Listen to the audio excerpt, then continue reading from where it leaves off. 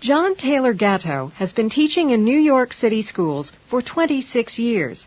Over these years, he has won the trust of his students, the resistance of many school administrators, and finally the acknowledgement of various political forces that what he has to say merits hearing.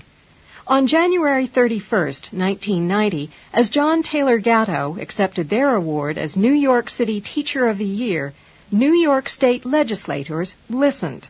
At the least, it must have been confronting. Gatto tossed no bouquets of roses to the nation's culture or its school system. Let me share with you some of what Gatto said. He is speaking to all of us. We live in a time of great school crisis. We rank at the bottom of 19 industrial nations in reading, writing, and arithmetic. At the very bottom.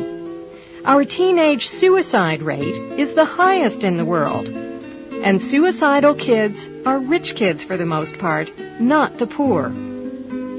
This great school crisis is interlinked with a greater social crisis in the community. Children and old people are penned up and locked away from the business of the world to a degree without precedent. Nobody talks to them anymore. And without children and old people mixing in daily life, a community has no future and no past, only a continuous present. In fact, the name community hardly applies to the way we interact with each other. We live in networks, not communities, and everyone I know is lonely because of that. Time, private time. That is what our children need to discover who they are, to build themselves. Gatto has calculated the number of hours of private time left to the children he teaches after television and schooling devour their share. Out of the 169 hours in each week, children spend 55 hours watching television, only 1 hour less than they sleep. With the coming and going to school, with school classes and its homework, school consumes 45 hours, all under constant surveillance. If you allot 3 hours a week for evening meals, Gatto arrives at a net amount of private time for each child of 9 hours. In these 9 hours, we expect a child, in Gatto's words, to fashion a self, to create a unique consciousness. Gatto says, it's not enough, is it?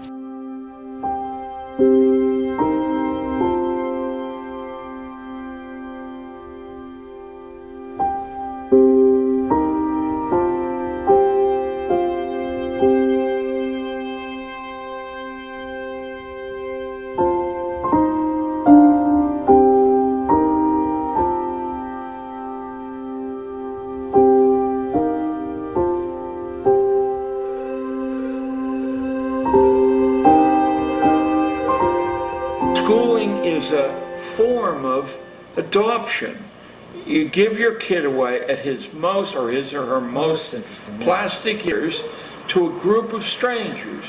You accept a promise, sometimes stated and more often implied, that the state, to its agents, knows better how to raise your children and educate them than you, your neighbors, your grandparents, your local traditions do.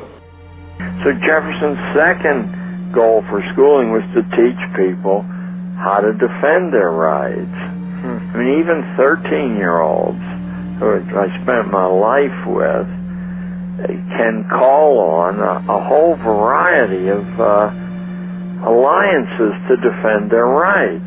But could we have junior high school confinement if we taught them their rights and how to defend their rights? I don't think so. Then Jefferson's other bag of justifications were that a schooling should teach you to be self-determining, to write your own script and not be intimidated by experts. I mean, we all have this finite amount of time on Earth. It's finite amount of time when it's reasonably safe to stick your neck out and take risks. And it ought to be treated like something precious. My partner Richard here has been a wonderful person in my life because he's taught himself how to do all kinds of things, and he's very self-reliant. And I, on the other hand, always flattered myself that I knew how to find the best expert whose assistance I could purchase. That's what Harvard teaches you. You must have gone to Stanford, the Harvard of the West. No, but something like that. And I'll tell you, at this ripe age in my life, it's been a real comeuppance to discover that I'm not so smart after all. That, in fact, I would have been a lot better off and much more secure in myself if I had learned to do things for myself and not be able to network for the best professional. Yes.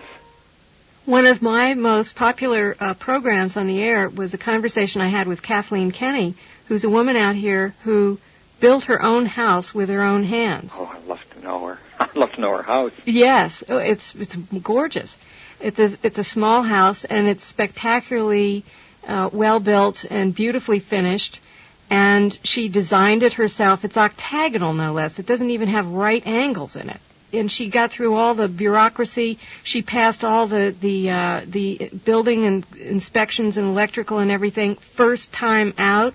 If we just were able to broadcast that message to each other, not in a vapid or foolish way, but if we just said, nothing's very hard to do. I'll help you a little bit. And someone else help you a little bit, but you can help yourself almost all the way. Building your own house, God knows, Barbara, that's what we ought to be doing.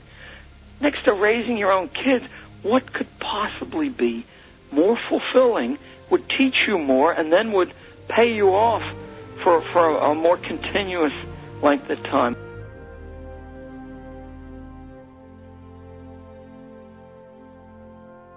The theory of formal pedagogy that we learn from being taught is wrong in anybody's experience. We learn from self-teaching. There's some utility in having a coach, but nobody can educate you, and no school can educate you. It's a commitment you make to yourself. Now, what's happened in the public mind, though, is the propaganda of the institution has conveyed a false image of what an education is. It's not memorizing bits of fact. At the first meeting of the Education Trust, the attendees included representatives of Rockefeller, Carnegie, Harvard, Stanford, the University of Chicago, and the National Education Association. The chief end of the new education, wrote Benjamin Kidd in 1918, was to, I'm quoting, impose on the young the ideal of subordination. The primary target of the first 30 years of forced schooling was the tradition of independent livelihoods in America. And I tell you something, the faculty are a bunch of employees, and we're the raw materials. But we're a bunch of raw materials that don't mean to have any process upon us, don't mean to be made into any product, don't mean to end up being bought by some clients of the university, be they the government, be they industry, be they organized labor, be they anyone, or human beings. There's a time when the operation of the machine becomes so odious, makes you so sick at heart that you can't take part. You can't even passively take part. And you've got to put your bodies upon the gears and upon the wheels, upon the levers, upon all the apparatus, and you've got to make it stop. And you've got to indicate to the people who run it, to the people who own it, that unless you're free, the machine will be prevented from working at all.